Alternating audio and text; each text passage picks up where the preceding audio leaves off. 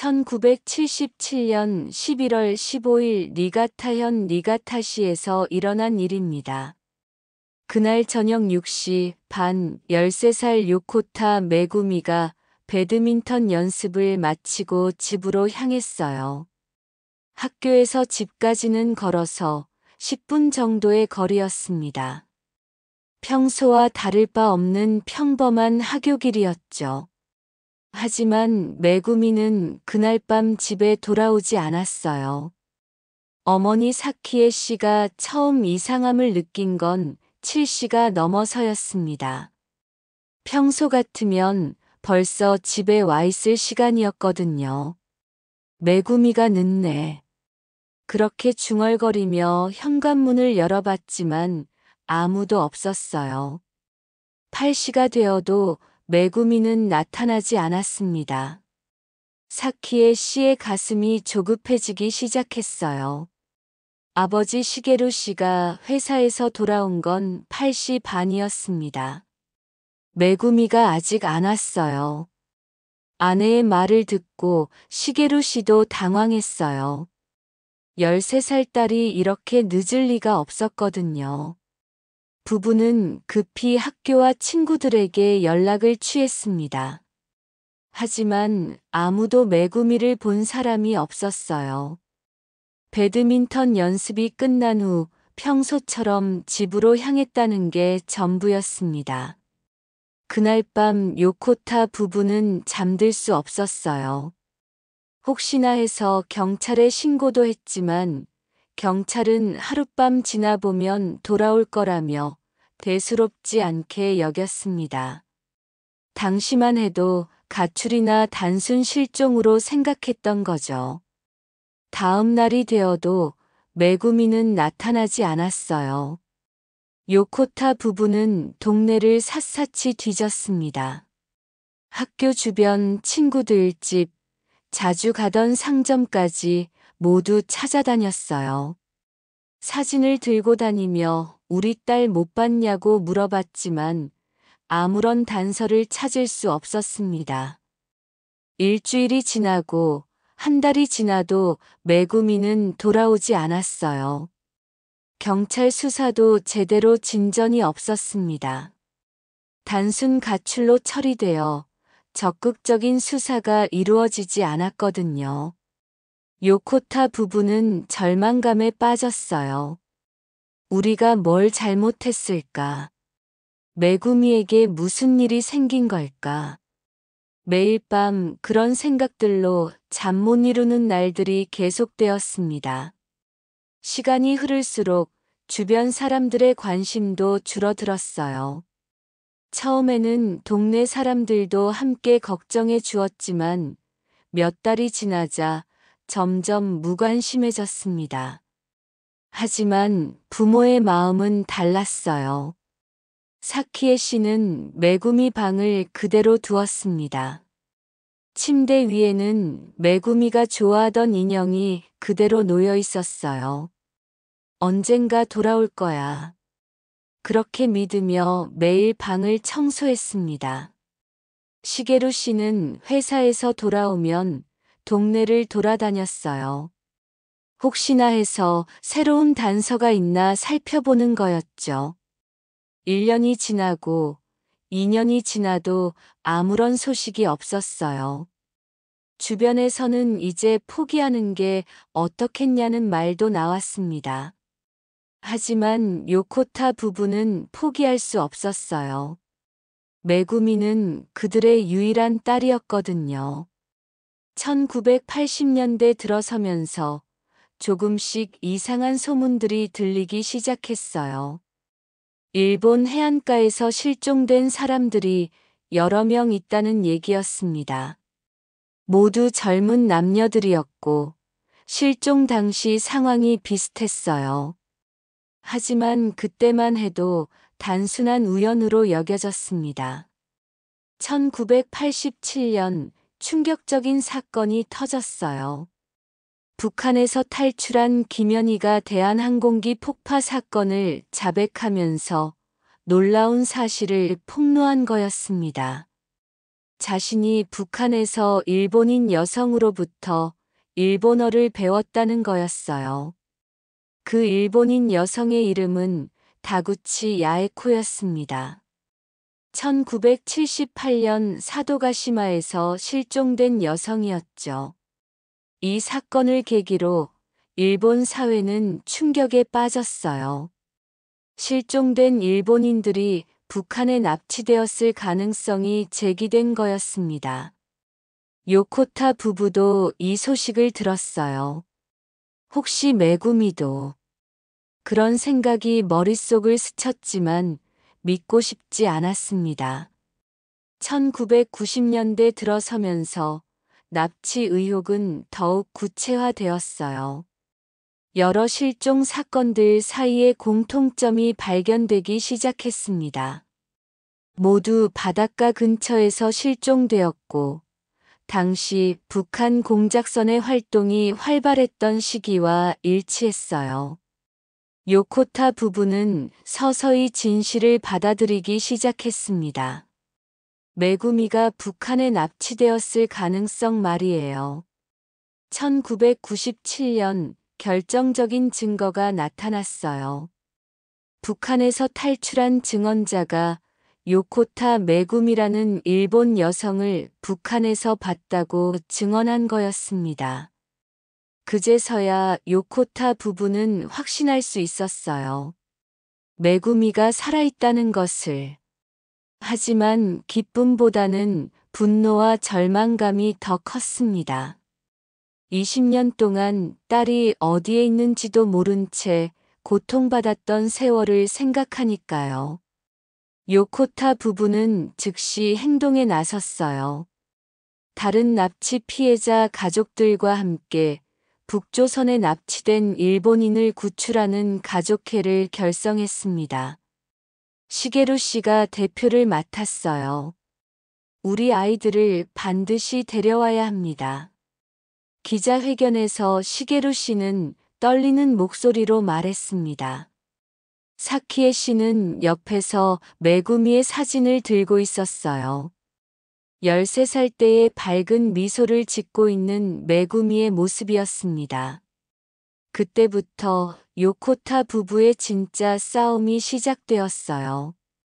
정부에 압력을 넣고 국제사회에 호소하고 언론과 인터뷰를 하며 사건을 알렸습니다. 처음에는 냉담한 반응이 많았어요. 북한이 일본인을 납치했다니 말도 안 된다는 사람들이 대부분이었거든요. 하지만 요코타 부부는 포기하지 않았습니다. 전국을 돌아다니며 강연을 하고 서명을 받고 진실을 알리는 일에 매진했어요. 2002년 마침내 역사적인 순간이 왔습니다. 고이즈미 총리가 평양을 방문해서 김정일과 정상회담을 한 거였어요.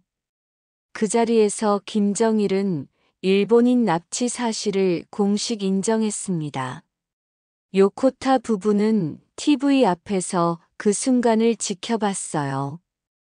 25년 만에 딸의 생사를 확인할 수 있을 거라는 기대감에 가슴이 뛰었습니다.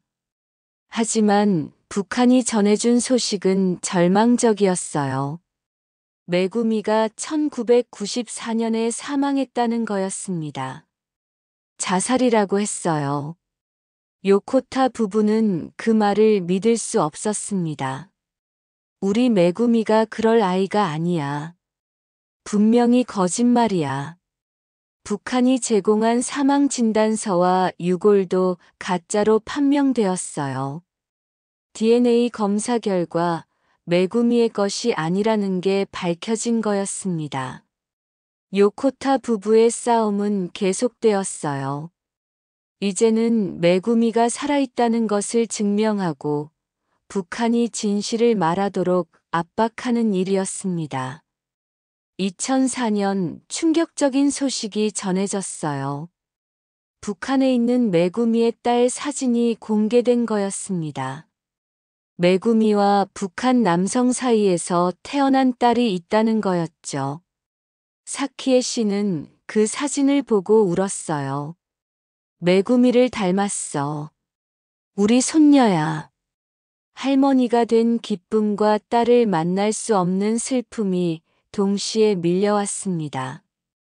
2006년에는 더 놀라운 일이 생겼어요. 메구미의 딸이 몽골을 방문했을 때 요코타 부부가 직접 만날 수 있게 된 거였습니다. 30년 만에 가족을 만나는 순간이었어요. 손녀의 이름은 김은경이었습니다. 메구미가 지어준 이름이라고 했어요. 사키에 씨는 손녀를 안으며 말했습니다. 메구미의 딸이구나. 할머니가 늦어서 미안해. 은경이는 한국어와 북한말만 할 줄 알았지만 할머니의 마음은 충분히 전해졌어요. 며칠간의 만남이었지만 요코타 부부에게는 소중한 시간이었습니다. 은경이를 통해 메구미의 소식을 조금이나마 들을 수 있었거든요. 메구미가 결혼해서 딸을 낳고 북한에서 살고 있다는 것. 하지만 여전히 직접 만날 수는 없다는 현실이 안타까웠어요. 시간이 흐르면서 요코타 부부도 나이가 들었습니다. 시게루 씨는 80대가 넘었고 사키에 씨도 70대 후반이 되었어요. 하지만 메구미를 찾으려는 노력은 멈추지 않았습니다. 내가 살아있는 동안에는 포기할 수 없어요. 사키에 씨는 여전히 그렇게 말했습니다. 2020년 시게루 씨가 세상을 떠났어요. 87세였습니다. 메구미를 끝까지 보지 못하고 눈을 감은 거였죠. 사키에 씨는 남편의 영정 앞에서 말했습니다. 여보, 먼저 가서 메구미 찾고 있어요. 나도 곧 갈게요. 하지만 사키에 씨의 싸움은 아직 끝나지 않았어요. 지금도 87세의 나이로 메구미를 찾는 일을 계속하고 있습니다. 강연을 하고 정부를 만나고 국제사회에 호소하는 일을 멈추지 않아요. 메구미야, 엄마가 반드시 데리러 갈게. 그렇게 중얼거리며 오늘도 하루를 버텨내고 있습니다. 2023년 현재 메구미 납치 사건이 일어난 지 46년이 흘렀어요. 13살이던 메구미는 이제 59세가 되었습니다. 하지만 사키에 씨에게 메구미는 여전히 13살 딸이에요. 집에는 아직도 메구미 방이 그대로 있습니다. 46년 전 그 모습 그대로요. 침대 위에 인형, 책상 위에 교과서, 벽에 붙은 포스터까지. 모든 게 메구미가 돌아올 날을 기다리고 있어요. 사키에 씨는 매일 그 방을 청소합니다. 메구미가 돌아왔을 때 깨끗해야지. 그렇게 말하며 먼지를 닦아내요. 이웃들은 안타까워하지만 말리지 않습니다. 그것이 어머니가 할 수 있는 유일한 일이라는 걸 알기 때문이에요. 요코타 가족의 이야기는 단순한 개인의 비극이 아니었어요. 일본 사회 전체가 관심을 갖게 된 사회 문제가 되었습니다. 납치 문제를 해결하기 위한 법도 만들어지고 정부 기구도 설치되었어요. 하지만 여전히 해결되지 않은 채로 남아 있습니다. 메구미를 비롯한 납치 피해자들은 아직도 고향으로 돌아오지 못했어요. 그들의 가족들은 오늘도 기다리고 있습니다. 언젠가 다시 만날 날을 믿으며 46년 전 평범한 하굣길에서 시작된 이야기. 13살 소녀의 실종이 한 가족의 인생을 완전히 바꿔놓았어요. 하지만 그 가운데서도 포기하지 않는 부모의 사랑. 끝까지 딸을 찾으려는 어머니의 의지. 그것이 많은 사람들에게 감동과 용기를 주고 있습니다. 사키에 씨는 오늘도 말합니다. 메구미야, 엄마는 여기 있어. 언제든지 돌아와. 그 목소리가 바다를 건너 딸에게 닿기를 간절히 바라면서 46년간 계속된 기다림, 그리고 아직 끝나지 않은 이야기. 요코타 메구미와 그 가족의 이야기는 지금도 진행 중입니다.